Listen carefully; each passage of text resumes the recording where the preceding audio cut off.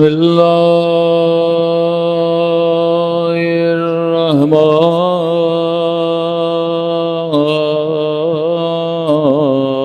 الرحيم الحمد لله رب العالمين الحمد لله كما هو أهله الصلاة والسلام على سيد المرسلين وخاتم النبيين أبي القاسم محمد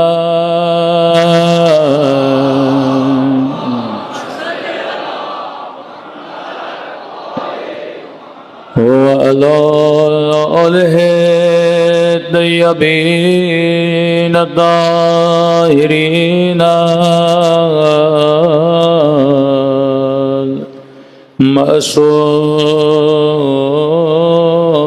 معصومين دعاء امام زمان اللهم كل وليك حجت ابن الحسن صلواتك عليه وعلى آبائه في هذه الساعة وفي كل وليا وحافظا وقائدا وناصرا ودليلا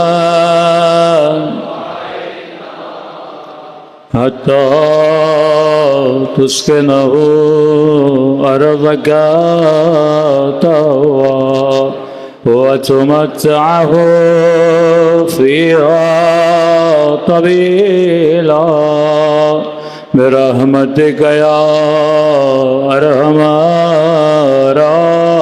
الراحمين صلوات پڑھے محمد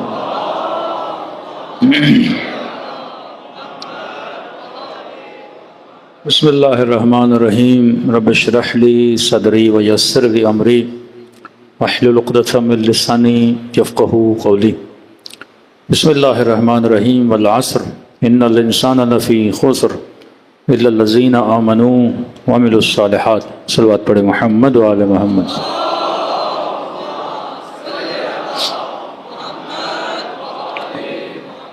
دعا ہے پروردگار عالم ہم سب کی عبادتوں کو اپنی بارگاہ میں قبول فرمائیں اور جو مقصد زندگی لے کر فرش عزا پہ آئے خدا ہم سب کو ان مقاصد میں کامیابیاں کامرانیاں نصیب فرما دے۔ مسلسل نیٹ ورک آف اہل البیت علیہ الصلاۃ والسلام پہ گفتگو ہو رہی ہے کہ مکتب اہل بیت سماج، ثقافت، فکر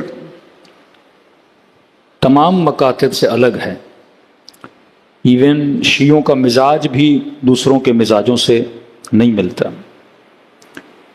یہاں فکر سازی کی جاتی ہے، یہاں انسان سازی کی جاتی ہے، یہاں نیٹ ورک بنا کے لوگوں کو ایک دوسرے کے ساتھ جوڑا جاتا ہے۔ کبھی آپ کو اہل بیت 40 کے موقع پہ بلا کے جوڑتے ہیں، کبھی آپ کو محرم کے دنوں میں فرش عزا پہ بٹھا کے جوڑتے ہیں، کبھی عاشورہ کے جلوس میں آپ کو جوڑا جاتا ہے، کبھی شبہائے قدر کے موقع پہ آپ کو جوڑا جاتا ہے، کبھی خدا حج پہ بلا کے مسلمانوں کو جوڑتا ہے۔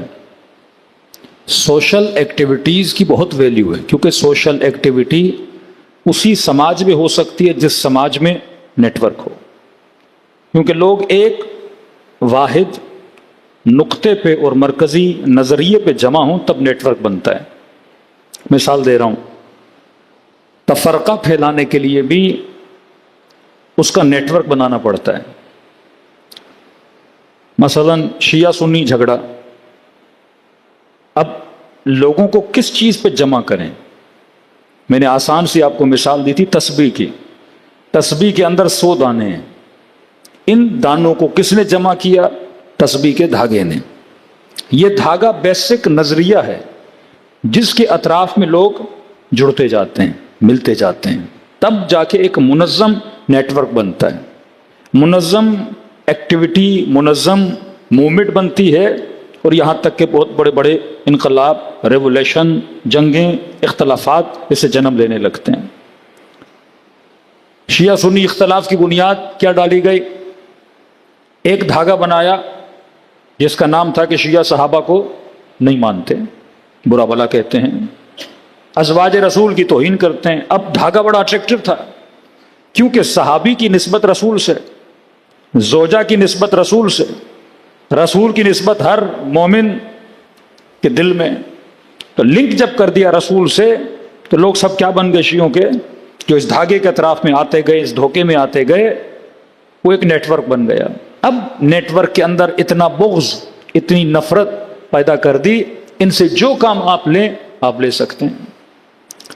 قومی اختلافات, مہاجر, پٹھان, سندھی, ایک دھاگا بناؤ قوم پرستی کا. 10 لوگ ہوں گے, اگر مہاجر ہیں تو ظاہر ہے ایک چیز میں یہ لوگ کامن ہیں. کوئی پٹھان ہے تو ایک چیز میں کامن ہے, تو اس چیز پہ وہ جمع ہو جائیں گے, اور ان کو اسی چیز پہ جمع کر کے کسی اور قوم کے خلاف لڑایا جائے گا. وہ پٹھانیت کا دھاگا بنائے گا, یہ مہاجریت کا دھاگا بنائے گا, 2 دھاگے بن جائیں گے اور ان کو آپس میں کیا کریں گے, لڑاتے جائیں گے. اہل بیت نے بھی آپ کو دھاگا دیا, جس دھاگے کا نام تھا ولایت علی بن ابی طالب. امامت کا دھاگا, ولایت کا دھاگا, حب علی بن ابی طالب کا دھاگا, معرفت اہل بیت کا دھاگا کہ من مات ولم یعرف امام زمانہ ہی مات میتۃ جاہلیہ. حسین ابن علی کے عشق کا دھاگا کہ آج آپ سب نے کالے کپڑے پہنے ہیں, کس کی محبت میں؟ آپ سب ایک جیسے کیوں دکھ رہے ہو کہ سب کالا لباس پہن کے بیٹھے ہیں؟ مصائب ہوں تو سب کی آنکھوں میں آنسو ہوتے ہیں. آپ کے ایکشنز کو اہل بیت نے واحد ایکشنز میں بدل دیا کہ مطلب اگر امام حسین کو تکلیف ہو رہی ہے, درد مجھے ہو رہا ہے.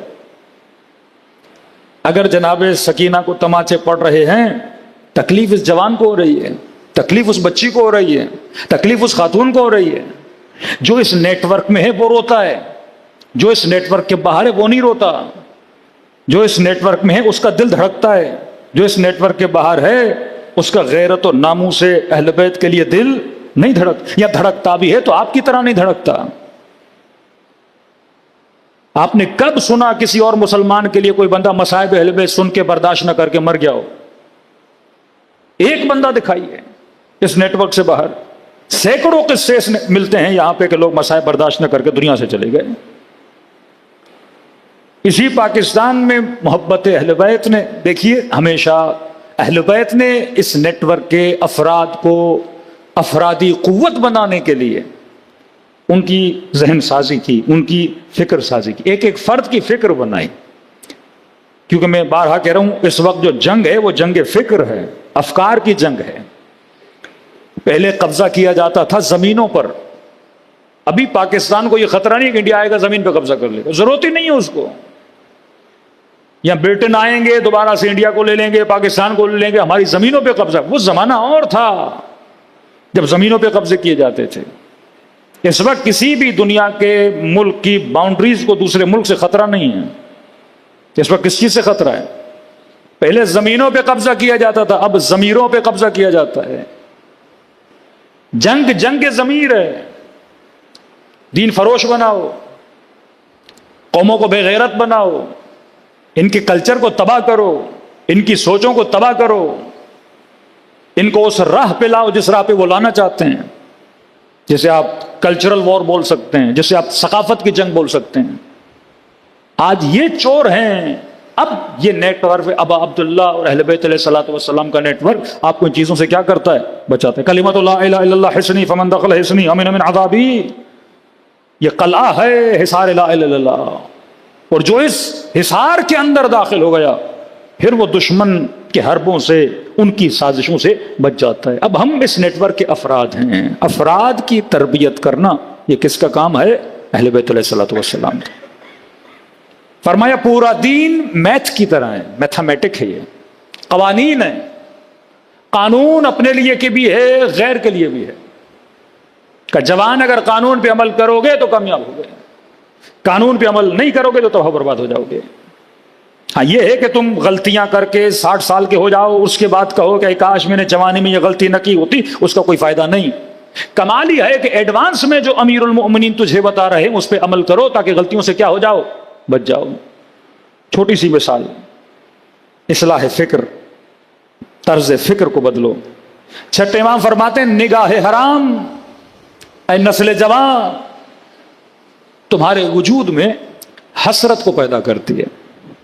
مولا بہت لوجیکل بات کر رہے ہیں. کہاں اس مکتب میں رہنے والے عقل مند احساساتی لوگ نہیں، ایموشنل نہیں، ٹین کے ڈبے والے نہیں کہ جلدی گرم جلدی ٹھنڈے ہو گئے. اس مکتب میں رہنے والے کیس، ہوشیار، تیز، کیلکولیٹڈ، فکر کر کے چلنے والے، اس نیٹ ورک کے افراد ایک رہبریت کے نیچے رہنے والے، جس میں 2-3 مجالس پہلے گفتگو کر چکا. اب فکر کی اصلاح کر اپنی عقل سے سوچ. فرمائے نگاہ حرام تمہارے وجود میں حسرت پیدا کرتی ہے، اور حسرت تمہارے وجود میں غم پیدا کرتی ہے، اور غم تجھے نا امید بناتا ہے، تو تمہاری پوری زندگی ڈپریشن میں چلی جائے گی. میں مثال دے رہا ہوں. ایک فقیر ہے جو بھوکا ہے، جس نے 2 دن سے کھانا نہیں کھایا. دوسرا فقیر بھی ہے جس نے 2 دن سے کھانا نہیں کھایا. اب ان دونوں فقیروں کے لیے ہم کہیں کہ بھائی یہ کراچی کی فوڈ اسٹریٹ ہے، فقیر صاحب آپ اس فوڈ اسٹریٹ سے گزر کے اپنے گھر جائیں. دوسرے فقیر کو کہیں کہ آپ فلاں گلی سے گزر کے جاؤ جس میں کوئی دکان نہیں ہے، ہر چیز بند ہے. اب بتائیے کہ یہ فقیر جو بند گلی سے گزر کے گھر جائے گا، گھر پہنچے گا، اس کی کیفیت کیا ہوگی؟ اور وہ فقیر جس کی جیب میں ایک پائی نہیں، فوڈ اسٹریٹ سے ہوتا ہوا گھر پہنچے گا، اس کی کیفیت کیا ہوگی؟ یہ حسرتوں کو لے کے پہنچے گا. بھوکا آدمی مرغے چرغے ورغے دیکھے گا، اندر کیا پیدا ہوگی؟ حسرت، غصہ، طلب. اب گھر جائے گا، کہیں گے فقیر صاحب یہ آدھی پیاز ہے، آدھا روٹی کا ٹکڑا ہے، کیونکہ فقیروں گھر میں تو کچھ ہے نہیں، اسے کھا لو. کہ میں تو مرغے دیکھ کے آیا ہوں، آدھی روٹی کون کھائے گا؟ اسے اس روٹی سے نفرت ہو جائے گی، اسے اس آدھی پیاز سے نفرت ہو جائے گی.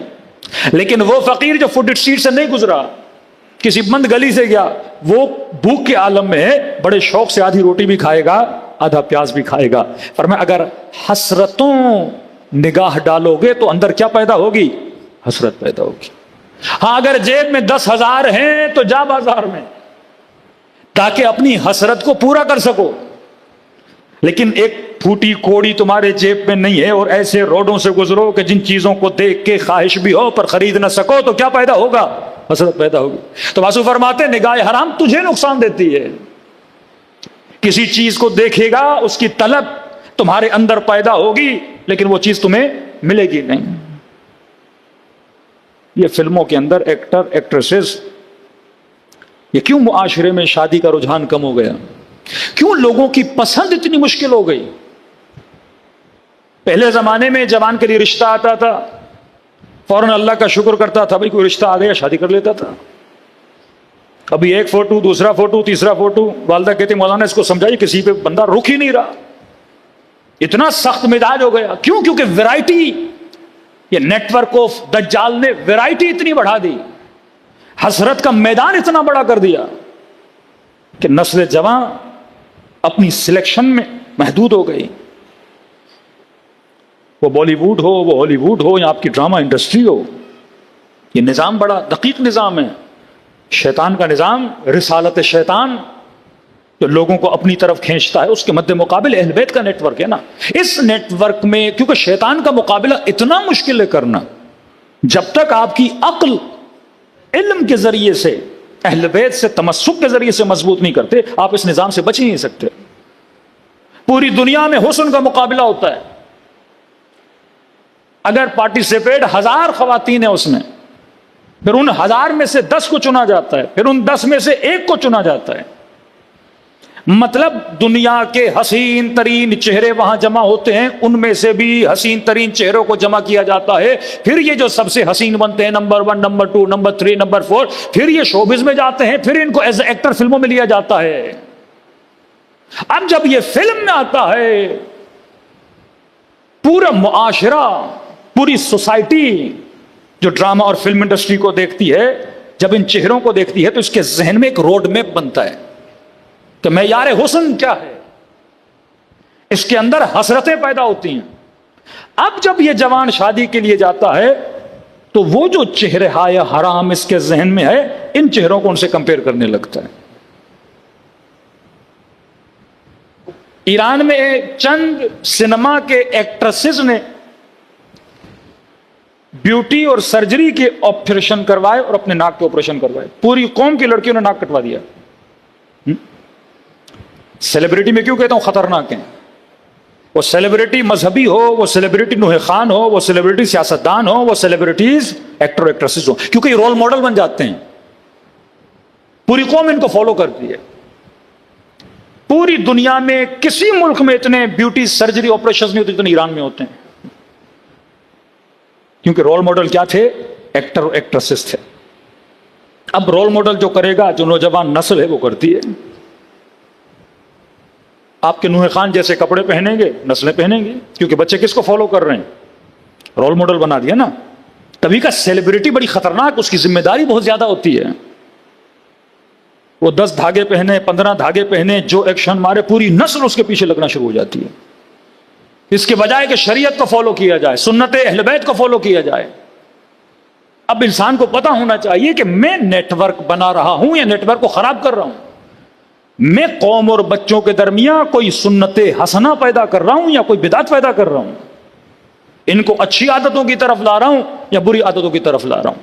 تو مولا قانون دے رہے ہیں، فرمایا نگاہ حرام اے جوان تمہارے وجود میں حسرت کو پیدا کرتی ہے، کیونکہ خواہش پیدا ہوگی، اور خواہش کو پورا نہ کر سکو گے تو مایوس ہو جاؤ گے، اور جب مایوس ہو جاؤ گے تو دین سے پیچھے ہٹ جاؤ گے، پھر اللہ سے شکایتیں کرنا شروع کر دو گے، پھر انزائٹی، پھر ڈپریشن، پھر ڈاکٹر کے پاس، پھر مختلف نشوں میں، پھر مختلف چیزوں میں پڑ جاؤ گے. تمہاری زندگی کیا ہو جائے گی؟ تباہ و برباد ہو جائے گی.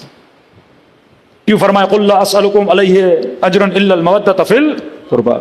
اس نیٹ ورک کا دار و مدار محبت ہے. آپ کو مولا حسین جوڑتے ہیں محبت کے ذریعے سے، پاک محبت، صاف محبت، ایک ایسی محبت جس میں نجاست کا کوئی اندیشہ نہیں ہے، خلوص، ایثار. سبینے لگاتے ہو محبت میں نا. محبت کیا سکھاتی ہے؟ قربانی سکھاتی ہے. اپنی جیب سے پیسہ نکال کے امام حسین پہ لگانا قربانی ہے نا. اندھیرے راتوں میں اپنے گھروں کو چھوڑ کے فرش عزا پہ بیٹھنا، یہ وقت کی قربانی ہے نا. ان راتوں میں نیند کم کرو، پھر جاب پہ بھی جانا ہے. کیا دے رہے ہو؟ قربانی دے رہے ہو نا. پیدل امام حسین کے حرم کی طرف جانا قربانی ہے نا. 5-5 6-6 لاکھ روپے خرچ کر کے بندہ کربلا کی زیارت کو جائے. کیا اس جوان کا دل نہیں کرتا سوئٹزرلینڈ چلا جائے؟ کیا اس کا دوسروں کی طرح دل نہیں کرتا ترکی ورکی کا ٹرپ لگا دے؟ لیکن دوسری نسلیں اپنے بچوں کو کہاں بھیج رہی ہیں؟ سیر و تفریح کے لیے ٹھنڈے اور نرم علاقوں میں. لیکن اس بچے کے اندر اتنی محبت آ گئی، کہتا نہیں پیسے جمع کر کے میں نے کہاں جانا ہے؟ حسین کے یہاں جانا ہے. کربلا پاؤں میں چھالے، گرمی کا نہیں، کیونکہ اس نیٹ ورک نے آپ کے دل میں محبت پیدا کر دی. اب فرمایا یہ محبت تجھے پاک بناتی ہے، کیونکہ محبت بڑی خطرناک ہے. محبت جہنم تک لے جاتی ہے، محبت جنت تک لے جاتی ہے. اللہم صلی اللہ. جرمنی میں شاید اس دن میں نے بتایا ایک جوان ملا، پہلے کا مولانا میں قادیانی تھا، اب کیا بنا ہوں؟ شیعہ بنا. میں نے کہا ماشاءاللہ. کوئی تحقیق کی آپ نے؟ کہا نہیں مولانا کسی لڑکی سے محبت ہو گئی تھی، شیعہ تھی. کبھی شادی ایسے تو نہیں ہو سکتی، آپ کو شیعہ بننا پڑے گا. کہا اس کی محبت میں شیعہ بن گیا.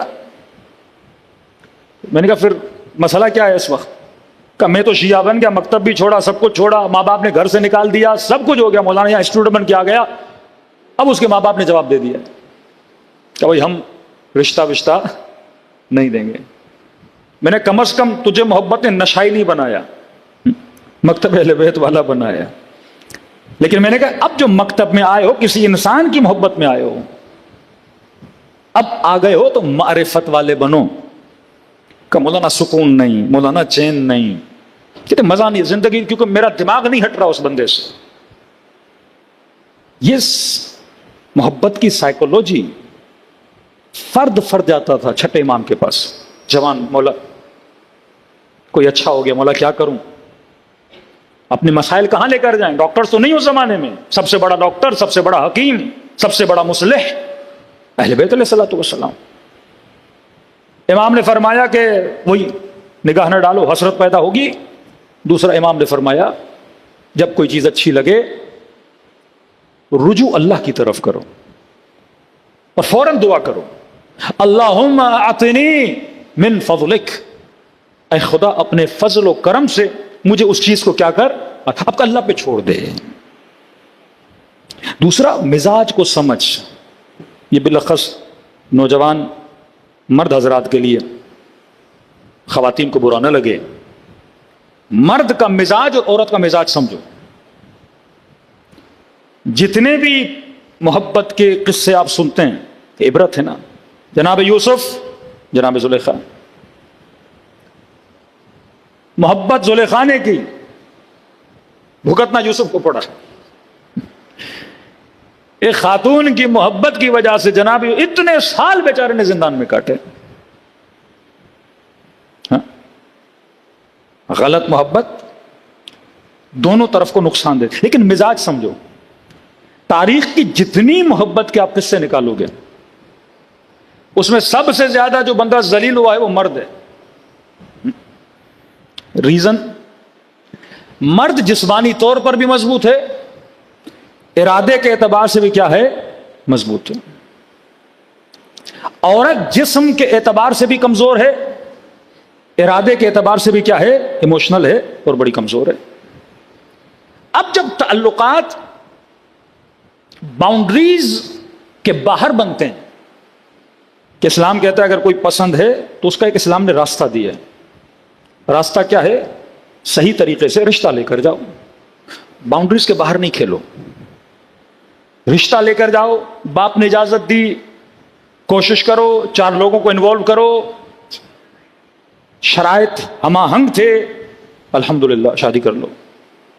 لیکن اگر باؤنڈریز کے باہر کھیلو گے، سوشل فرینڈز بناؤ گے، یہ فیس بک، یہ انسٹا، یہ ٹک ٹاک، اس ماحول کے اندر چلے جاؤ گے باؤنڈریز کے باہر، تو اس سوشل سرکل سے کٹ جاؤ گے اور ایک فرینڈشپ بنا دو گے، ایک رشتہ بنا دو گے. اب کیونکہ مرد ارادے کے طور پہ مضبوط ہے تو اس کی محبت بھی بڑی مضبوط ہوتی ہے. عورت کیونکہ جسم کے اعتبار سے کمزور ہے، ارادے کے اعتبار سے بھی کمزور ہے، اور اس کا کمزور ہونا اس کا عیب نہیں ہے، کیونکہ اس کو ایسے ہی ہونا تھا، کیونکہ اس نے نسل کی تربیت کرنی ہے، سب کچھ کرنا ہے. ایک نوجوان اسی محبت کے چکر میں باپ رو رہا تھا کہ مولانا بیٹے نے خودکشی کر لی. پروفیسر، باپ پروفیسر، دین کا کام کرنے والا، بیٹا 16 سال کا بچہ خودکشی کر لے. کتنے کیسز آپ کے آتے ہیں، کوئی نشے میں چلا جاتا ہے. کیوں؟ کیونکہ اس نیٹ ورک کے اندر اگر آپ فکری تربیت نہیں کرو گے نسلوں کی، اس کو بتاؤ گے نہیں بیٹا جو کام کر رہے ہو اس کا انجام یہی ہونا ہے، اور آپ ہو یا کوئی اور ہو انجام یہی ہوتا ہے. مرد کیونکہ ارادے کے اعتبار سے مضبوط، یہ پیچھے نہیں ہٹتا. عورت کیونکہ مزاج کے اعتبار سے، ایموشنز کے اعتبار سے، گھروں کی مجبوریوں کے اعتبار سے کمزور ہے، مینٹلی یہ بہت آگے نکل جاتا ہے، اور آگے سے اس کو جواب مل جاتا ہے کہ بھائی والد نے یہ فیصلہ کیا، رشتہ داروں نے یہ فیصلہ کیا، ہم مجبور ہیں، ہم رشتے کو کنٹینیو نہیں کر سکتے. یہ یہاں پہ مینٹلی پاگل ہو جاتا ہے کیونکہ اس چیز سے باہر نہیں آ پا رہا. ابتدا کیا تھی؟ راستہ غلط. معصوم فرماتے ہیں کوئی بھی ایسا کام نہیں جو حرام ہو، حرام کا اینڈ بند گلی ہے اور کچھ بھی نہیں.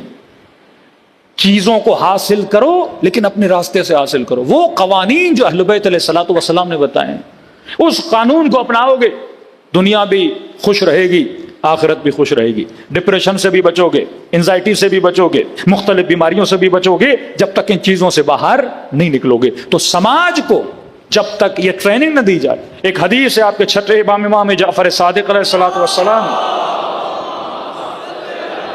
حدیث جنود جہل اور جنود عقل، اس پہ میں نے 2 سال پہلے اشرا پڑھا ہے. عقل کے سپاہی اور جہالت کے سپاہی.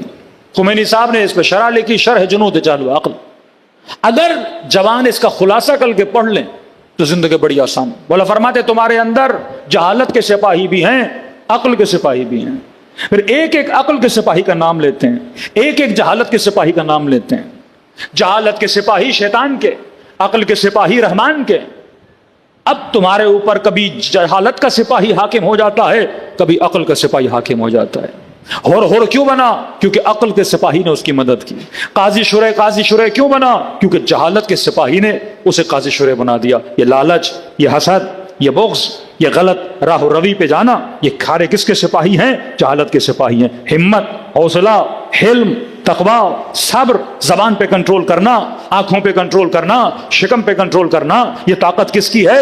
یہ عقل کے سپاہیوں کی طاقت ہے. روزہ آپ کو کیا سکھاتا ہے؟ 24 گھنٹہ جب روزہ رکھتے ہیں یہ سکھاتا ہے کہ اگر میں شکم پہ کنٹرول کر سکتا ہوں تو آنکھوں پہ بھی کنٹرول کر سکتا ہوں. اور روزہ آپ کے ول پاور کو مضبوط کرتا ہے. جس طرح آپ باڈی بلڈنگ کرتے ہو، ریپیٹڈلی ایک ڈمبل کو اٹھا کے ورزش کرتے ہو تو آپ کے مسلز بنتے ہیں. اسی طرح جب ریپیٹڈلی ایک کام کو کرتے ہو تو آپ کے برین کے اندر مسلز بنتے ہیں اور آپ کا ول پاور کیا ہوتا ہے؟ مضبوط ہوتا ہے. یزید کا مقابلہ وہی کر سکتا ہے جس کا ول پاور مضبوط ہو. اسرائیل کا مقابلہ وہی کر سکتا ہے جس کا ول پاور مضبوط ہو. المؤمن کا جبل الراسخ، مومن کی مثال ایک مضبوط ترین پہاڑ کی طرح ہے. کہ مولا نے پہاڑ کیوں کہا؟ کیونکہ پہاڑ 3 گنا زمین کے اندر ہوتا ہے، 1 گنا زمین کے باہر ہوتا ہے. تبھی دنیا کے زلزلے اس کو ہلا نہیں سکتے. اگر انٹرنلی تو مضبوط ہے تو باہر بھی مضبوط ہوگا، اگر انٹرنلی کمزور ہے تو باہر بھی کمزور ہوگا. تو مکتب اہل بیت آپ کے برین کو مضبوط کر دیتا ہے. یہ نیٹ ورک آپ کے وجود میں اتحاد، محبت، علم اور تقوی کو پیدا کرتا ہے اور آپ کو صحیح راستہ دکھاتا ہے.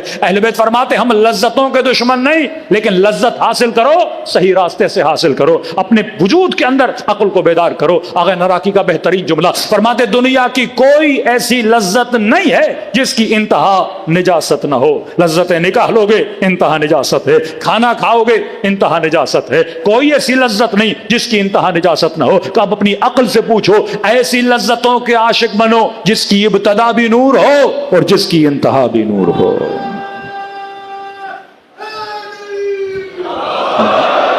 ایسے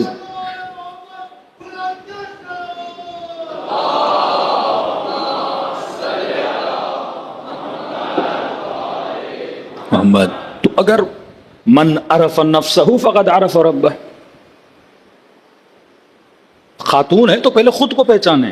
بھائی میری کیا کمزوریاں ہیں، میں کیوں کسی جوان کو تباہی میں ڈالوں. جوان خود سوچے کہ میں مرد ہوں تو میری کیا کمزوریاں ہیں. کیونکہ محاورہ ہے، کہتے ہیں جب بندے کا شکار ہو جائے پھنسنے کے بعد پھر تڑپنا کیسا. مچھلی ہے نا، پانی سے نکالتے جال میں، اب کتنا بھی تڑپے کوئی فائدہ نہیں، پھر تڑپنا ہی ہے. کوشش کرو کہ جال میں پھنسو ہی نہ. عقل مند بندہ جال میں پھنستا ہی نہیں. بے وقوف آدمی جال میں پھنس گئے. اب مولانا کوئی دعا بتائیے، کوئی بنگالی بابا بتائیے، کوئی تعویذ بتائیے، کوئی کالا جادو بتائیے. ان چکروں پڑو کہ چیزیں تمہیں حاصل ہونے والی نہیں ہے. ابتدا میں بنیاد غلط. ایک تو یہ غلط دوستیاں، غلط محبتیں. محبت ایک نیچرل چیز ہے جو خدا نے ہر انسان کو دی. ہارمونک چینجز انسان کے باڈیز میں آتے ہیں، لیکن یہ کس کے انڈر کام کرے؟ عقل کے انڈر. معاشرے میں رہبر، بغیر رہبر کے معاشرہ ہوگا، معاشرہ کیا ہو جائے گا؟ تباہ ہو جائے گا. کہنا امام کی مثال ایسے ہے جیسے بدن پہ سر، کرأس فی البدن. اس پورے بدن کو کون چلاتا ہے؟ مولا کا صحابی تھا غالباً ابو بصیر، دلائل امامت دے رہا تھا. پہلی دلیل کیا دی اس نے؟ کہا ہو ہی نہیں سکتا کہ رسول معاشرے کو بغیر امام کے چھوڑ کے جائیں. تو کہا کیسے نہیں ہو سکتا؟ کہا یہ اپنا بدن دیکھو، بدن میں کتنے اعضاء ہیں؟ ہاتھ ہے، پاؤں ہیں، آنکھیں ہیں، زبان ہے، پیٹ ہے، سب کی اپنی اپنی خواہشیں، سب کی. کہ اب ان سارے بدن کے اعضاء کو وہ کون سی چیز ہے جو کنٹرول کرتی ہے؟ کہ عقل، دماغ، برین. یہ امام ہے. یہ کہتا ہے چلو تو چلتے ہیں، یہ کہتا ہے بولو تو بولتے ہیں. سارے اعضاء مطلب. اور کہا اگر کسی کی عقل زائل ہو جائے اسے کیا بولتے ہیں؟ پاگل، دیوانہ، مجنون. پتہ ہی نہیں کون سی چیز کہاں بولنی ہے، کہاں بیٹھنا ہے، کہاں اٹھنا ہے، کہاں نجاست کرنی ہے، کہاں سونا ہے. دنیا کہتی ہے پاگل ہے. پاگل کیوں ہے؟ ہاتھ نہیں ہے اس کے پاس، آنکھیں نہیں اس کے پاس، پاؤں نہیں اس کے پاس، کا سب کچھ ہے پر پاگل ہے کیونکہ امام نہیں ہے. وہ معاشرہ پاگل معاشرہ ہے جس کے پاس علی جیسا امام نہیں ہے.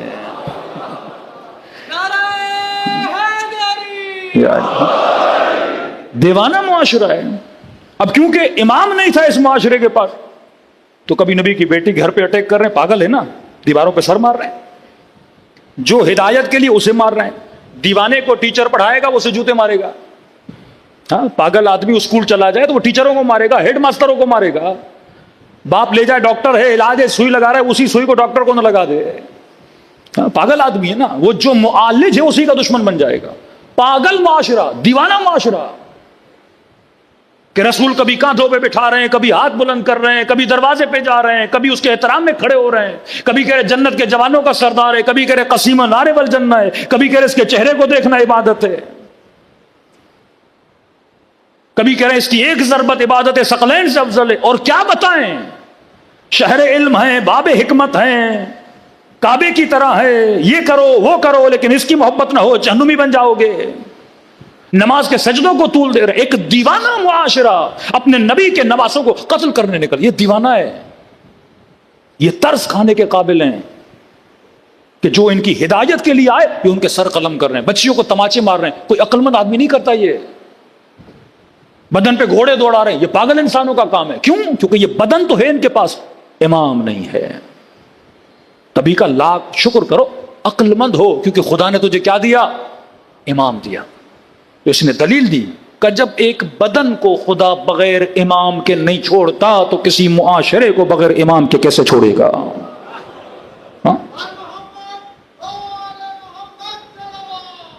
اللہم صلی علی محمد. اب امام حسین نکلے ان پاگلوں کا علاج کرنے کے لیے کہ ان کو حسین کے ہاسپٹل میں لاؤ تاکہ ان کا دماغ اپنی جگہ پہ آئے. ان کو 4 ٹیکے علم کے لگاؤ تاکہ یہ ہوش میں آئیں. امام کا کام یہ علاج کریں، مریضوں کا علاج کریں. امام کا کام، کیونکہ امام ہے، کیونکہ حکیم ہے، کیونکہ امت کا باپ ہے. دل سوز ہے کہ یہ بچہ اپنے پاگل پن کی وجہ سے اپنی زندگی کو تباہ نہ کرے. تو بدن کے لیے امام ضروری. اب وہ شیعہ جو نظام امامت کے قائل ہیں اور کہیں کہ ہمیں کسی رہبر کی ضرورت نہیں ہے، یہ پاگل ہے، یہ دیوانے کہ ہمیں کسی لیڈر کی ضرورت نہیں ہے. ہاں، معاشرے کو بھی لیڈر کی ضرورت ہے. اسی طرح اے بندے خدا، تمہارے اندر اللہ نے جذبات رکھے. محبت ایک جذبہ ہے. اس کا امام کسے بناؤ گے؟ کس سے پوچھو گے کہ مولا یہ محبت کروں کہ نہ کروں؟ ہمارے یہاں شروع میں جو سلیکشن اور انتخاب صحیح نہیں ہوتا، گھروں کی زندگیاں تباہ ہو جاتی. باپ نے زبردستی کا بیٹا شادی کرنی ہے تو یہی کرنی ہے. مولانا مجبور ہو گیا باپ کے ہاتھوں.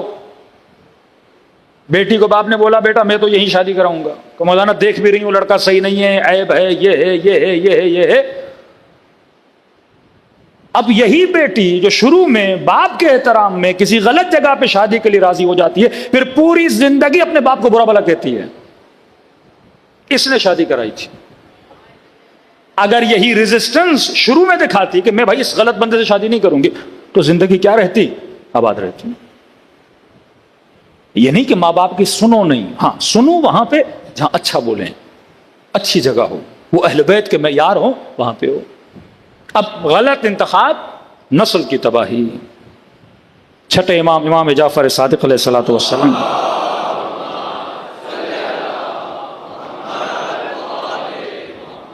امام نے فرمایا جس نے مال دنیا کو دیکھ کر اپنی بیٹی کی شادی کسی نااہل ناخلق بندے سے کرا دی، قیامت کے دن جب اٹھایا جائے گا اللہ کہے گا اس کے نام اعمال میں لکھو اس نے اپنی بیٹی کا خون کیا ہے، یہ قاتل ہے، کیونکہ نسل تباہ کی ہے اس نے۔ امام کے پاس آیا، امام نے کہا دیکھو، ایک بندہ آیا کہ مولا شادی تو میں نے کی ہے لیکن ہم خوش ہیں۔ مولا فرماتے ہیں مثال کبھی یونیک کیسز کی نہیں دی جاتی، آل اوور آپ کو مثال دینی چاہیے۔ پوری دنیا میں بھائی کوا کیا ہوتا ہے؟ کالا ہوتا ہے۔ اب شاید آپ کسی ملک میں جو کوا سفید مل جائے، لیکن کیونکہ زیادہ تر کوے کالے ہوتے ہیں تو ہم کہتے ہیں کوا کالا ہوتا ہے۔ ہو سکتا ہے کوئی یونیک کیس نکل آئے کہ کسی غلط بندے کو بیٹی دے دی لیکن بیٹی بھی خوش رہے۔ امام نے کہا دو چیزوں پہ ذہن ڈالو، اگر تمہاری بیٹی کے لیے رشتہ آیا، بیٹے کے لیے رشتہ آیا، تم نے مال دنیا اور مختلف چیزیں دیکھ کے شادی کرا دی، دو کنڈیشن ہیں، کفویت کو نہیں دیکھا، ذہنیت کو نہیں دیکھا، کلچر کو نہیں دیکھا، دونوں کے کیلیبر کو نہیں دیکھا، شادی کرا دی۔ مولا فرماتے دو صورتیں، اگر مزاج نہ ملا اور مرد بردبار تھا، صبر کر گیا، تمہاری بیٹی پہ ظلم نہ کیا تو خوش رہیں گے، اور اگر مزاج نہ ملا اور اگر یہ بے دین تھا، بردبار نہیں تھا، ہو سکتا تمہاری بیٹی پہ کیا کرے؟ ظلم کرے۔ تو دو کنڈیشن ہے، یا خوش رہے گی یا نہیں رہے گی۔ جب وہ مرد اس سے خوش نہیں رہے گا تمہاری بیٹی پہ ظلم کرے گا، یا خوش رہے گا اگر مزاج مل گئے۔ اور فرمایا اگر تم نے کسی دیندار بندے کو، صاحب تقوی کو، خوف خدا رکھنے والے کو، اہل بیت کے نیٹ ورک کی سوچ میں پنپنے والے کو اپنی بیٹی دی، پھر بھی دو کنڈیشن ہے، ہو سکتا ہے ان دونوں کا مزاج نہ ملے، مزاج مل گیا تو پھر بھی خوش رہیں گے، لیکن اگر مزاج نہ ملا کیونکہ وہ بے دین تھا وہ ظلم کرے گا، یہ چونکہ دیندار ہے تمہاری بیٹی پہ کبھی ظلم نہیں کرے گا۔ تو دیندار بندے کا پلس پوائنٹ ہے کہ تمہاری بیٹی کیا رہے گی؟ خوش۔ اب دینداری کی ایکسپلینیشن کیا معصوم فرماتے دیکھو، امین ہے کہ نہیں، صادق ہے کہ نہیں۔ دینداری کا مطلب نماز پڑھنا نہیں ہے، دینداری کا مطلب ماتم میں آنا نہیں ہے، زبان کا سچا ہے کہ نہیں، امانت میں کہیں خیانت تو نہیں کرتا، یہ بیسک نشانیاں ہیں، ان میں آزماؤ۔ پہلے اس کا کیریکٹر دیکھو، ہو سکتا ہے نماز عادتاً پڑھتا ہو، مسجد عادتاً جاتا ہو، ماتم عادتاً کرتا ہو، اس کے اندر معرفت ہے کہ نہیں ہے، یہ چیزیں دیکھو۔ اور آج کے زمانے میں کسی جوان کو پہچاننا، کسی خاتون کو پہچاننا بڑا مشکل نہیں ہے، پہلے زمانے میں مشکل تھا کہ مولانا کیسے پہچانے؟ میں نے کہا روش یہ ہے، اس کے ہمسایوں سے پوچھو کیسا ہے، اس کے دوستوں سے پوچھو کیسا ہے، آج پوچھنے کی ضرورت نہیں ہے، اس کا فیس بک اکاؤنٹ کھول دو، ہاں بھائی فرینڈ لسٹ میں چلے جاؤ پتہ چل جائے گا۔ ہاں آج کئی خواتین اپنے اکاؤنٹ بنا کے بیٹھی ہیں، دیکھ لو دوست کون سے ہیں، رفقا کون سے ہیں، دوستیاں کہاں ہیں، اس کا مائنڈ سیٹ ریڈ کر لو گے۔ اگر اس کی فالوئنگ میں صرف سنگرز ہیں، بدبخت ہیں، شرابی ہیں، کبابی ہیں، تو اس کی پسند کا تمہیں پتہ لگ جائے گا۔ لیکن اس کی فالوئنگ میں اگر حسین کا حرم ہے، کوئی عالم ہے، کوئی نیک بندے ہیں، کوئی ایسی تنظیم ہے، کوئی ایسے گروپس ہیں، تو پتہ لگ جائے گا اس کا مائنڈ سیٹ کیسا ہے۔ تو تم اپنی پوری نسل کو کیا کر دو گے؟ بچا دو گے۔ یزید اثر ہے بنو امیہ کی تربیت کا، عباس اثر ہیں علی کی تربیت کا۔ ایک ورژن آف علی ابن ابی طالب، دوسرا ورژن آف بنو امیہ، دونوں کارخانے بچے بنا رہے ہیں۔ ایک کارخانہ ہے جو سلمان بناتا ہے، بوذر بناتا ہے، سبط جعفر بناتا ہے، شہید حسینی بناتا ہے، شہید محمد علی نقوی بناتا ہے، اور دوسرا کارخانہ ہے ضیاء الحق بناتا ہے، جبہت النصرہ داعش بناتا ہے۔ دو فکر ہیں، آج جنگ فکر ہے۔ اگر اہل بیت کے نیٹ ورک میں رہنا ہے تو پہلے اپنی فکر کی اصلاح کرنی ہوگی کہ میں نے سوچنا کیسے ہے، میں نے سلیکشن کیسے کرنی ہے۔ ہمارے پاس ایک رپورٹ آئی کہ مولانا اہل سنت کی خواتین مسئلہ طلاق کی وجہ سے شیعہ بن رہی ہیں۔ ابھی تو انہوں نے فتوے بدل دیے، پہلے ایک ہی محفل میں اگر مرد نے بول دیا طلاق طلاق طلاق تو ہو گئی، پھر وہی حلالہ، غصے میں بول دیا ہو گئی، نشے میں بول دیا ہو گئی، سوتے ہوئے بول دیا ہو گئی، خواب میں بول دیا ہو گئی، تو پریشان تھی وہ بیچاری خواتین۔ ادھر آتی تھیں. اس مسئلے کی وجہ سے ان کے مرد بھی, کیونکہ ظاہر ہے کہ مرد نے غصے میں دے دی, غیرت مند ہوگا تو تھوڑی بولے گا حلالے کے لیے جائے, تو وہ کہتے تھے ہم, یہ عاقلانہ مکتب ہے یہاں, ایک المیہ ہمارے اندر ہے. اور کہ مولانا اس مسئلے کی وجہ سے ہماری کئی خواتین اہل سنت کے یہاں جا رہی ہیں, اور وہ مسئلہ ہے خلا کا مسئلہ. کون سا مسئلہ؟ خلا کا مسئلہ. اور واقعی یہ گیپ ہے معاشرے میں. ایک خاتون تنگ ہے, نہیں رہنا چاہتی, ایکس وائی زیڈ کوئی بھی ریزن ہے, ہو سکتا ہے اس پہ ظلم ہو سکتا ہے خرچہ نہیں دے رہا, ہو سکتا ہے شوہر نشائی ہے, پتہ نہیں موالی ہے کیا ہے, ظلم کرتا ہے, ٹائم نہیں دیتا, حق ادا نہیں کرتا, اور ہو سکتا ہے کوئی مسئلہ ہی نہیں, اسے شکل نہیں پسند اس بندے خدا کی. یہ بھی ایک ریزن ہے. کہتے ہیں میں شکل دیکھتی ہوں میری طبیعت بگڑ جاتی ہے. بھائی باپ نے کرا دی, شادی ہو گئی, اب یا کچھ عرصے کے بعد مجھے وہ شخص پسند ہی نہیں ہے. اب کیونکہ اسلام نے حق طلاق مرد کو دیا ہے, آیت اللہ مظاہری فرماتے ہیں کبھی کبھی اگر خدا تجھے کوئی حق دیتا ہے تو اس حق کو استعمال کرنے میں شمر نہ بنا کرو. اگر مظاہری کہتے ہیں کہ ایک متدین جوان تھا, اس نے بیوی کو 3 مرتبہ طلاق دے دی اصفہان میں. قبلہ کے پاس ہے, قبلہ غلطی ہو گئی, مطلب وہ ایسی اس نے غلطی کی کہ ایک بار دی پھر نکاح کیا, دوسری بار دی پھر نکاح کیا, تیسری بار دی پھر نکاح کیا. اب تو ہمارے یہاں بھی یہ ہے کہ بھائی عورت جائے کسی اور سے نکاح کرے, تو قبلہ میں کسی پہ اعتبار نہیں کر رہا, بیوی کا نکاح جو متعلقہ کس سے کروں. تو کہ مسجد میں ایک بوڑھا آدمی آتا تھا, کوئی 60-70 سال کا. مظاہری نے کہا سب سے متقی پرہیزگار بندہ میری نظر میں یہ ہے, اس کو بولتے ہیں نکاح پڑھے پھر یہ طلاق دے پھر آپ نکاح کر لیں. تو ٹھیک, اس بندے خدا کا نکاح ہوا. 1 دن گزر گیا, 2 دن گزر گیا, 4 دن. بوڑھے کے پاس گئے, جناب طے یہ ہوا تھا کہ آپ طلاق دو. اس نے کہا میری بیوی میں دیتا ہی نہیں. یہ بیچارہ روتا ہوا ہے تو مظاہری کے پاس ہے, قبلہ یہ کیا ماجرا ہو گیا. تو آغا مظاہری نے کہا وہ مسجد میں آتا تھا, متدین, زبان کا سچا, اب نکاح ہو گیا, ہم کیا کر سکتے ہیں. تو انہوں نے کہا میں کیا کروں, بعض لوگ نماز تو پڑھتے ہیں, اہل بیت کو مانتے ہیں, پر شمر صفت ہیں, شمر بن کے بیٹھ گیا ابھی, ہم اس کا کچھ نہیں کر سکتے. تو خدا نے اگر کوئی حق دیا ہے شمر نہ بنو.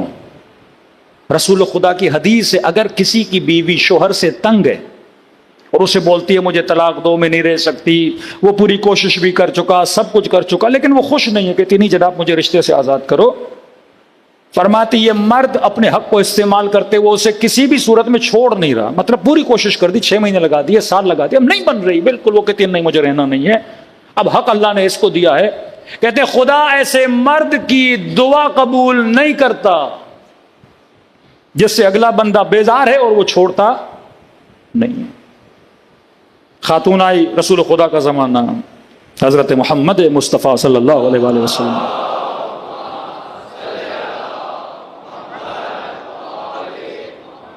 یا رسول اللہ مجھے اپنے شوہر سے الگ ہونا ہے. دیکھو اہل بیت, ہاں اللہ کے کچھ قوانین ہیں لیکن کچھ رأفت کچھ رحمت. اللہ کہتے ہیں نکاح خوشی خوشی کرتے ہو, اگر الگ بھی ہونا ہے جھگڑے نہیں کیا کرو. یہ ہمارے مشرقی ماحول بڑا عجیب ہے, شادی ہوں گی تو باجا بارات کے ساتھ, طلاق ہونی ہے تو گالم گلوچ کے ساتھ. خوشی خوشی اگر معاملات نہیں بن رہے, انڈرسٹینڈنگ نہیں ہے, پڑھے لکھے بنو, معاملات کو بڑے طریقے سے بڑے سلیقے سے اپنے معاملات کو سلجھاؤ, اللہ کی حدیث پڑھو, سمجھاؤ, صبر کی تلقین کرو, ہر چیز کرو. لیکن اگر کوئی چیز نہیں ہو رہی, نہ اپنی زندگی کو خراب کرو نہ اگلے بندے کی زندگی کو کیا کرو, عذاب میں ڈالو. کہ یا رسول اللہ مجھے اپنے شوہر کے ساتھ نہیں رہنا. اب یہ رسول خدا کا واقعہ. خواتین میں سے کسی خاتون نے کہا, رسول ممبر پہ بیٹھے گئے, رسول خدا نے فرمایا کیوں نہیں, حق نہیں دیتا, دیتا یا رسول اللہ, خرچہ نہیں دیتا, دیتا یا رسول اللہ, اخلاق بہت اچھا ہے یا رسول اللہ, بڑی خدمت کرتا ہے, میری کوئی کام ہی مجھ سے نہیں لیتا, دن رات میرے آگے پیچھے میری خدمت میں لگا رہتا ہے. ساری عورتیں دیکھنے لگی ایسے شوہر کی تو ہم دعائیں کرتی ہیں, اور یہ کہہ رہی میں نے ہاتھ نہیں رہنا. نبی نے فرمایا پھر رہنا کیوں نہیں چاہتے, یا رسول اللہ اس کی شکل مجھے پسند نہیں ہے, کیونکہ یہ عرب کی خوبصورت ترین عورت تھی اور وہ بیچارہ تھوڑا شکل کا کم تھا. تو نبی نے فرمایا کہ حق مہر میں کیا دیا؟ یا رسول اللہ اس نے باغ دیا تھا مجھے حق مہر میں. نبی نے فرمایا واپس کر دو گی؟ ہاں یا رسول اللہ جو مانگے باغ دے دوں گی، ایکسٹرا بھی جو مانگے میں دینے کے لیے تیار ہوں. نبی نے اس کے شوہر کو بلایا کہ تمہارے ساتھ رہنا نہیں چاہتی، میں کہہ رہا ہوں اسے چھوڑ دو. تو اس نے کہا رسول آپ کا حکم ہے. میں نے کیا کر دیا؟ آزاد کر دیا. اب وہاں پہ شمر بن جاتا، اللہ نے مجھے حق دیا رسول اللہ میں نہیں کروں گا. کیونکہ نبی دونوں مزاجوں کو دیکھ رہے ہیں. گھر قرآن میں 5 نشانیاں بتائیں ہیں گھروں کی. پہلی نشانی لتسکنو، ہم نے تمہیں شادی بولنے کا بولا تاکہ تمہارے گھر میں کیا آئے؟ سکون آئے. وجعلنا بینکم مودہ، اور ہم نے تم دونوں کے بیچ میں کس چیز کو پیدا کیا؟ محبت کو پیدا کیا. ہم نے ایک دوسرے کا لباس تم دونوں کو بنایا. ابھی گرمی کا موسم ہے، میں نے پتلی ابا پہنی ہوئی ہے، کل موٹی پہن کے آؤں 4 سیٹر پہن کے، تو آپ کہیں گے مولانا بھی لگتا ہے آج ان کا دماغ صحیح نہیں ہے. ہاں گرمی کے موسم میں سیٹر پہن کے مولوی آ گیا، تو آپ کہیں گے اچھی بات نہیں ہے، خلاف عقل ہے. تو گرم موسم میں ٹھنڈا لباس، ٹھنڈے موسم میں گرم لباس. کہن لباس لکم وانتم لباس لہن، تم ایک دوسرے کا لباس ہو. شوہر مزاج میں غصے میں آ جائے تو بیوی نے ٹھنڈا رہنا ہے، بیوی غصے میں آ جائے تو شوہر نے ٹھنڈا رہنا ہے. گھر کو بنانے کے لیے ترکیبیں بھی بتائی ہیں، لیکن اگر کوئی کسی ترکیب پہ چل ہی نہیں رہا، پھر یہ مسائل آ جائیں، پھر کورٹوں میں چلے جائیں، پھر وہ خلا شریعت کے طور پہ صحیح نہ ہو، پھر یہ جا کے کسی اور سے نکاح کرے، گناہ اندر گناہ ہو جاتا ہے. فرمایا شریعت کو سمجھو، مسائل کو سمجھو، گھرولی فیملی کو سمجھو، اہل بیت کے اخلاق کو سمجھو، ان کی رفتار کو سمجھو. پھر جب اس نیٹ ورک میں آؤ گے پھر کہیں گے المؤمن کیس، مومن ہوشیار ہوتا ہے، مومن تیز ہوتا ہے، مومن حکیم ہوتا ہے. یہ ساری غلطیاں اسی لیے ہوتی ہیں کیونکہ شروع میں ہمارا انتخاب غلط ہوتا ہے. امت کا امامت میں انتخاب غلط تھا، امت قاتل حسین ابن علی بن گئی. اگر تو اپنی زندگی میں انتخاب غلط کرے گا، بچوں کا بھی قاتل بنے گا، کبھی خودکشی کر کے اپنا قاتل بنے گا، کبھی اپنے سکون کا قاتل بنے گا، کبھی اپنی نسلوں کو تباہ و برباد کر دے گا. صلوات پڑھے محمد و آل محمد.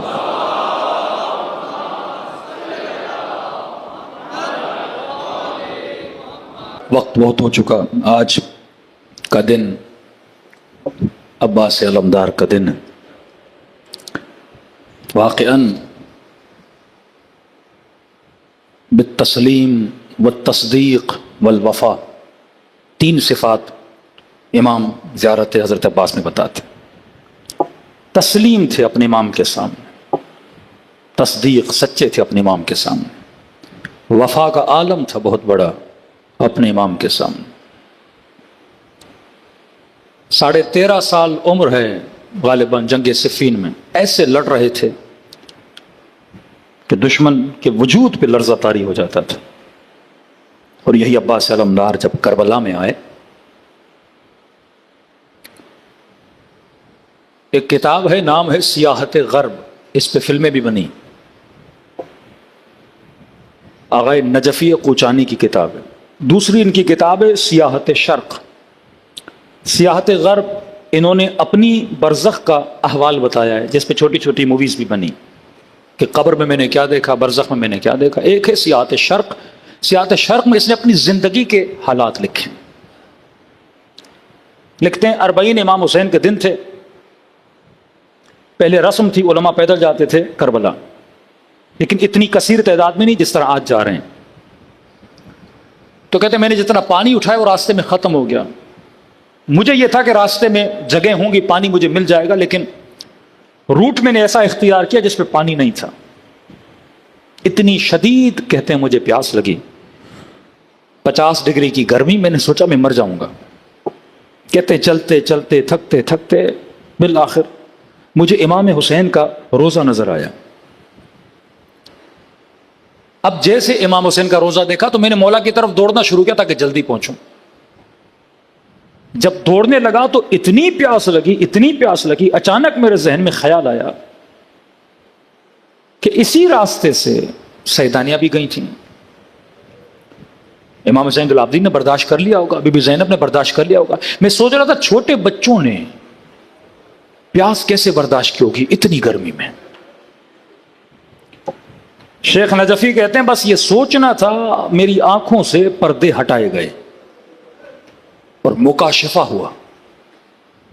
اللہ نے مجھے کربلا کا ایک منظر دکھایا جس پہ میں آج تک پوری زندگی کہتے ہیں روتا رہتا ہوں. کون سا منظر تھا؟ وہ شام غریبہ کا منظر تھا کہ خیموں کو آگ لگ گئی ہے اور بچے خیموں سے بھاگ رہے ہیں. بعض بچوں کے کرتوں پہ آگ لگی ہوئی ہے, کوئی بیوی ہے جو ان کی آگ کو بجھانے کی کر رہی ہے. کہتا اب میں نے دیکھا, مجھ سے برداشت نہیں ہو رہا تھا. میرا یہ تھا میں ان بچوں کو بچاؤں, کہیں ان کے وجود کو آگ نہ لگ جائے. میں ان کے پیچھے دوڑنے لگا اور اتنا تیز دوڑا لیکن کوئی بچہ میرے ہاتھ نہیں آتا تھا. منظر دیکھ رہا ہوں, تڑپ رہا ہوں, رو رہا ہوں, گریا کر رہا ہوں. کہتے اس طرح دوڑتے دوڑتے میرے پاؤں پتھروں پہ جاتے تھے, میرے پاؤں سے خون بہ رہا تھا لیکن مجھے ہوش نہیں تھا, یہاں تک کہ میں بے ہوش ہو گیا. شیخ نجفی کہتے ہیں میری آنکھ کھلی تو میں نے دیکھا میں کربلا کی گلیوں میں ہوں. اٹھا تو دیکھا پاؤں زخمی, خون بہ رہا ہے, آنکھیں لال, رو رہا ہوں. بار بار وہ منظر یاد آ رہا ہے, بچی چیخ رہی تھی کوئی ہے ہماری مدد کرے, کوئی ہے جو کرتے کی آگ کو بجھائے. کہتا اتنے میں نہر کے کنارے گیا, اپنے پاؤں کو دھویا, بین الحرمین آیا, امام حسین کے حرم کے قریب بیٹھا. شام کے 6 بج رہے تھے. حرم ابا عبداللہ الحسین کی ایک گھنٹی ہے, مشہد میں بھی آپ نے دیکھا ہوگا جب گھنٹہ پورا ہوتا ہے تو گھنٹی بجنا شروع کرتی, آواز ہے اس کی. کہہ رہا سب لوگ گھنٹی کی آواز سن رہے تھے لیکن مجھے حسین کی آواز سنائی دے رہی تھی, اور وہ آواز تھی حل من ناصر, حل من ناصر, حل من ناصر. ہے کوئی مجھ غریب کی مدد کرنے والا, ہے کوئی مجھ غریب کی مدد کرنے والا. کہتے ہیں میرا جگر پارا پارا ہو رہا تھا کہ ابھی تک مولا آواز دے رہے ہیں. کہہ رہے اتنے میں حرم عباس کی گھنٹی نے بجنا شروع کیا اور وہاں سے مجھے گھنٹی کی آواز نہیں آ رہی تھی, آواز آ رہی تھی لبیک یا مولائی, لبیک یا مولائی, لبیک یا مولائی. میں نے کہا 1400 سال گزر گئے, آج بھی اگر حسین کی حل میں ناصر کی آواز پہ کوئی آواز دے رہا ہے وہ حسین کا بھائی عباس ہے.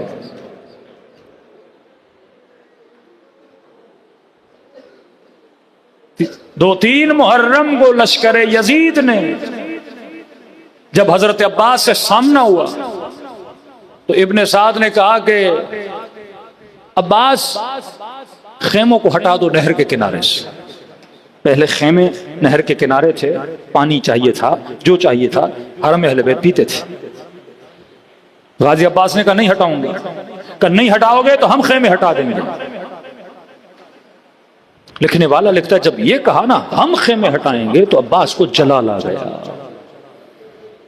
کہتے ہیں آستینوں کو پلٹا, تلوار نکالی, ماتھے پہ پسینہ آیا, آنکھیں خون سے بھر گئیں اور اپنی تلوار سے لکیر کھینچی.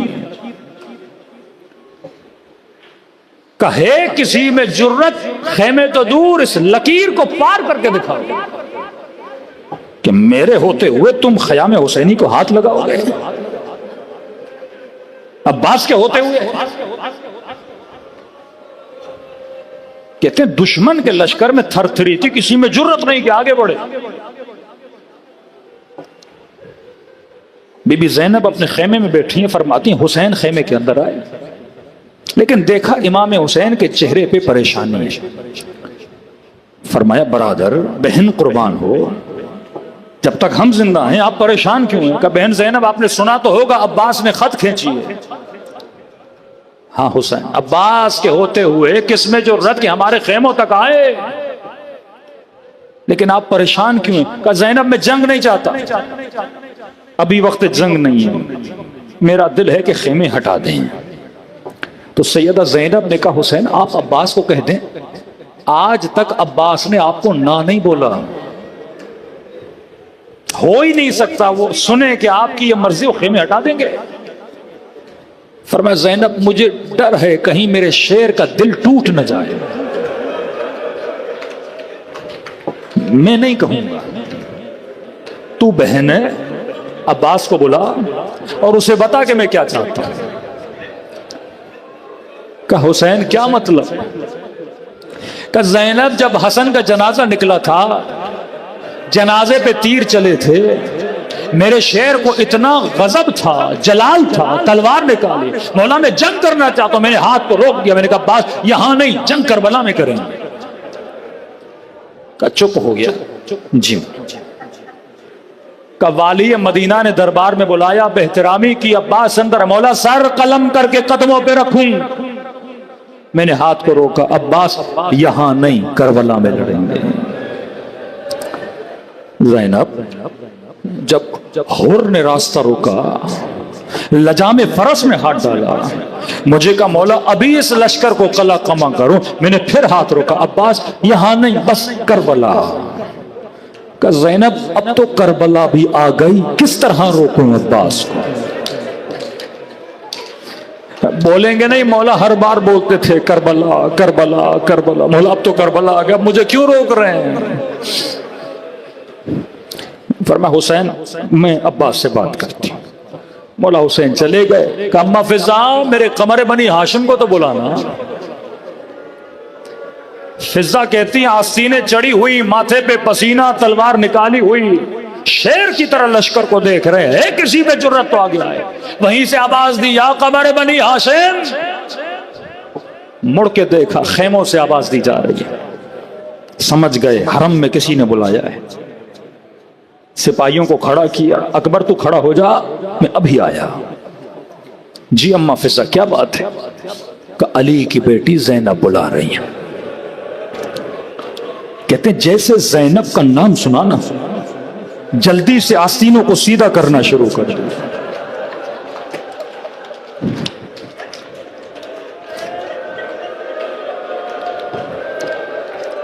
چلتے چلتے ماتھے کے پسینے کو پوچھنا شروع کیا، تلوار کو نیام میں ڈالا، تھوڑی دیر کھڑے ہوئے کہ غصہ ٹھنڈا ہو جائے، غیظ و غضب بیٹھ جائے۔ خیمے کے در پہ کھڑے ہوئے، جی آقا زادی، عباس اندر آؤ۔ فضا کہتی ہے ایسے زینب کے سامنے بیٹھے جیسے چھوٹا بچہ ماں کے سامنے بیٹھتا ہے۔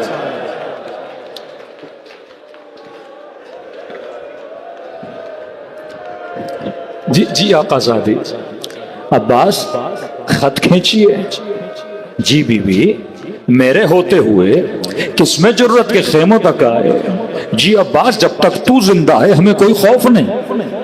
عباس ساری بیویاں کہتی ہیں عباس ہے تو کون آئے گا خیمے میں؟ سارے بچے کہتے ہیں جب تک چچا ہے تو ہمارا کوئی کچھ بگاڑ نہیں سکتا۔ جی آقا زادی، کہ عباس میں تمہاری للکار کو سمجھتی ہوں، تمہارے غرور کو سمجھتی ہوں، تم نے دشمن کی آنکھوں میں آنکھیں ڈال کے چیلنج دیا ہے کسی میں جرات تو آ گیا، لیکن عباس حسین جنگ نہیں چاہتے، حسین یہ چاہتے ہیں کہ خیمے ہٹا دیں۔ لیکن عباس تجھے پریشان ہونے کی ضرورت نہیں، تجھے دشمن کا سامنا نہیں کرنا پڑے گا۔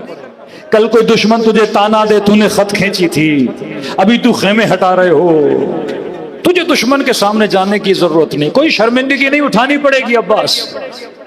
ہاں میں اکبر کو بلاتی ہوں، بولتی ہوں خط مٹا دے، خیمے ہٹا دے، قاسم کو بولتی ہوں، جوانان بنو ہاشم کو بولتی ہوں، تیرے بھائیوں کو بولتی ہوں، عباس تو خیمے میں بیٹھ جا، تجھے سامنے کرنے کی ضرورت نہیں ہے۔ ابھی تک خاموش تھے، جب سیدہ زینب بات کر چکی ایک مرتبہ کھڑے ہوئے، کہنے لگے بی بی عباس کا غرور کیا ہوتا ہے؟ عباس کون ہوتا ہے مرضی حسین کے سامنے رکنے والا؟ کیا مذاق اڑائے گا دشمن میرا؟ جاتا ہوں اپنے ہاتھوں سے خط مٹاتا ہوں، خیمے ہٹاتا ہوں۔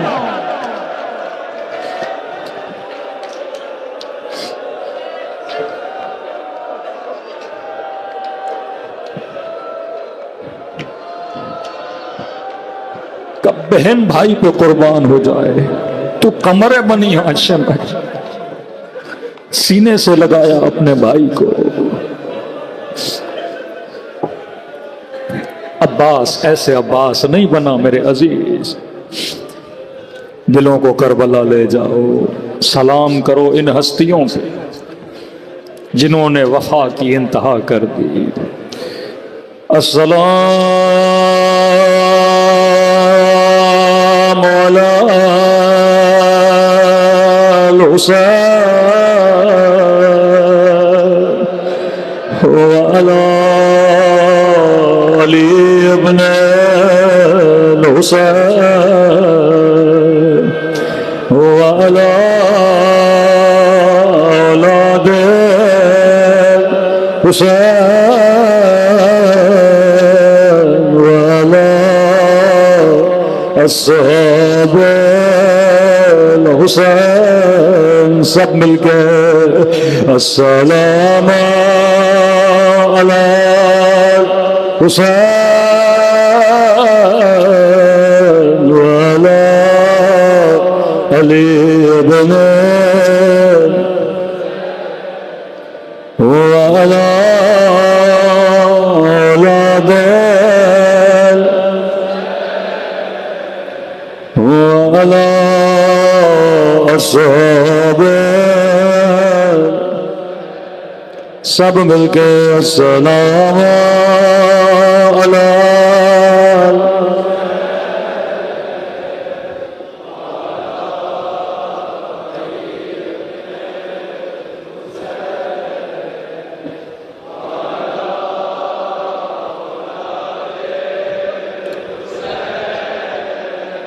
وعلى أصحاب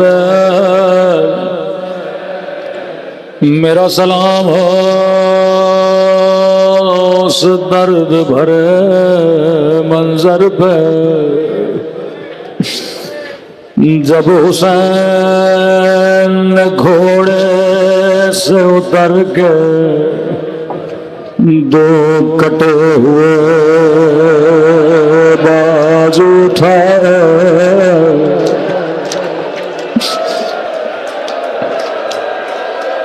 بازووں کو چون کے کہا عباس میری کمر ٹوٹ گئی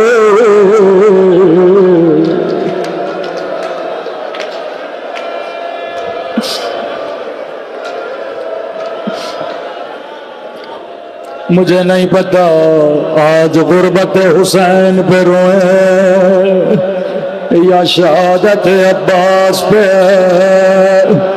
یا زینب کی بے بسی پہ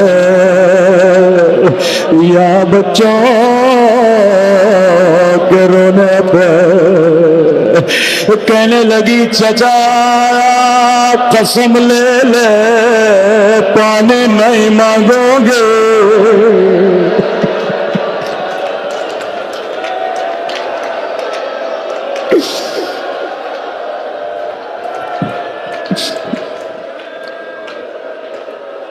اکبر کے لاشے پر گئے بڑا روئے جون کا سر گود میں رکھا بڑا روئے قاسم کی لاش کے ٹکڑے اٹھائے بڑا روئے یہ جملے لشکر یزید کے جملے ہیں کہ جب جون کے لاشے پہ گئے بکل حسین نے گریہ کیا جب اکبر کے سینے سے برچھی نکال رہے تھے کہنے لگے بکل حسین نے بڑا گریہ کیا لیکن فوج اشکیا کہتی ہے جب عباس کے لاشے پہ یہ نہیں کہا بکل حسین نے گریہ کیا بلکہ کا سرخل حسین نے چیخنا شروع کیا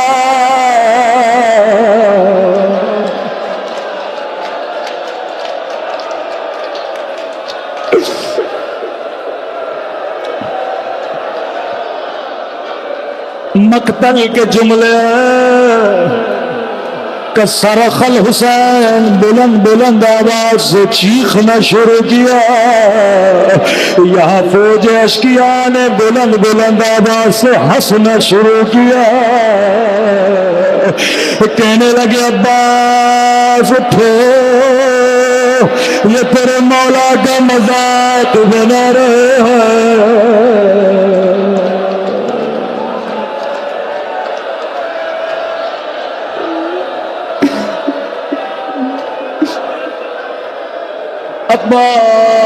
عباس اٹھو،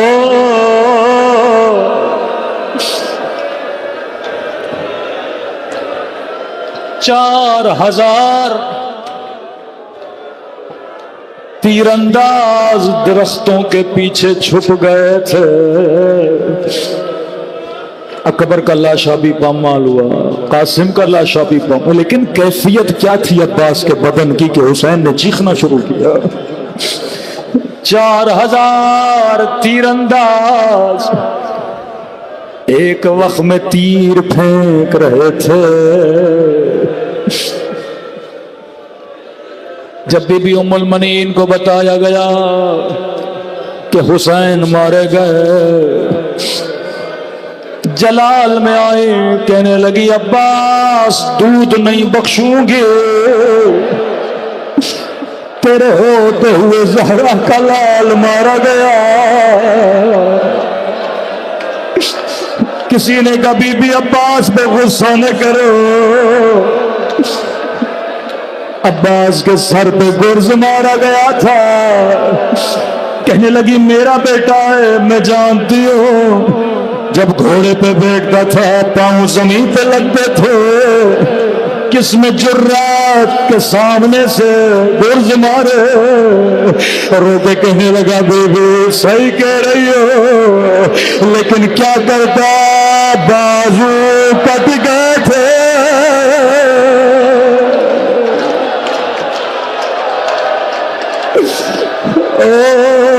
بازو سلامت نہیں تھے.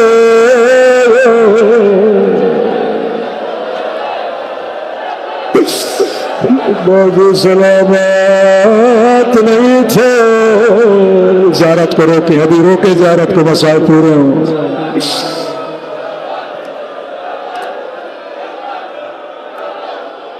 بڑا ناز تھا. زیارت ابھی روکیں، زیارت ابھی روکیں. سکینہ کو عباس پہ بڑا ناز تھا. آئے امام حسین کے پاس، مولا قد ذاق صدری، اب میرے سینے میں طاقت نہیں، میں بچیوں کا رونا دیکھوں. فرمایا عباس میں حسین تجھے روکتا نہیں، لیکن عباس زینب کو تجھ پہ بڑا ناز ہے. اگر زینب اجازت دے تو میدان میں چلا جا. بی بی زینب کے خیمے میں آئے، زانوں میں ادب لگا کے بیٹھ گئے، کوئی کلام نہیں کر رہے، خاموش بیٹھے. بی بی زینب نے بڑی حسرت سے دیکھا. فرمایا عباس سمجھ گئی کیوں آئے ہو، میں زینب تجھے روکوں گی نہیں، لیکن عباس میری کچھ باتیں سنتا جا. جی میری بیوی. عباس شہر کوفہ تھا، حکومت بابا علی کی تھے. غیرت مند بیٹھے ہو. عباس قافلہ کوفے کے باہر بابا نے روکا کہ حسن رات ہونے دو، جب بازار بند ہو جائے پھر بیٹیوں کو لانا. عباس رات ہوئی، بابا علی میری سواری کو تھامنے کے لیے آگے بڑھے.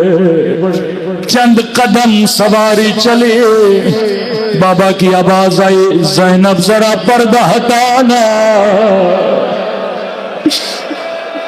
عباس میں نے پردہ ہٹایا.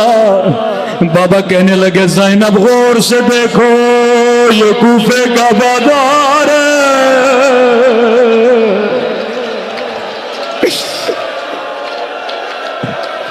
عباس میری سمجھ میں نہیں آیا، بازار دکھانے آیا، حسن کو دکھائے. سواری پھر آگے بڑھے کہ زینب ذرا پردہ ہٹانا، یہ کوفے کا چوک ہے. میری سمجھ میں کچھ بھی نہیں آیا. میں نے کہا بابا امام ہو، اعتراض نہیں کرو گے. غیرت مند بیٹھے ہو، جملہ سننا سیدہ زینب کا. میں نے کہا بابا امام ہے، اعتراض نہیں کروں گے، لیکن بابا جس بھی بہن کا ایک بھائی ہو، بابا آپ مجھے بازار دکھا رہے ہیں. بابا نے میری سواری کو بٹھایا، کبھی میرے ہاتھوں کا بوسہ دینے لگے، کبھی میرے سر کا بوسہ دینے لگے، کہنے لگے زینب یہی بازار ہوگا، تیرے سر پہ چادر نہیں ہوگے، تیرے ہاتھوں میں رسیاں.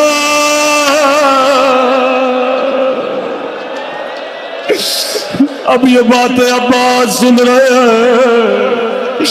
کہ عباس جب میں نے یہ سنا، میں نے کہا بابا جس بھی بہن کا ایک بھائی ہو اس کا بھی کوئی نام نہیں لیتا. بابا مجھے اللہ نے عباس جیسا بھائی دیا، اللہ نے حسن جیسا بھائی دیا. اب سنیں گے زینب نے کیسے خدا حافظ کیا. غازی کھڑا ہو جا، دونوں باہیں عباس کے گلے میں ڈالے، کہنے لگی خدا حافظ عباس. اب میں زینب سمجھ گئے میرے ہاتھوں میں رسیاں بدلے کا وقت قریب ہے، میرے سر سے چادر اترنے کا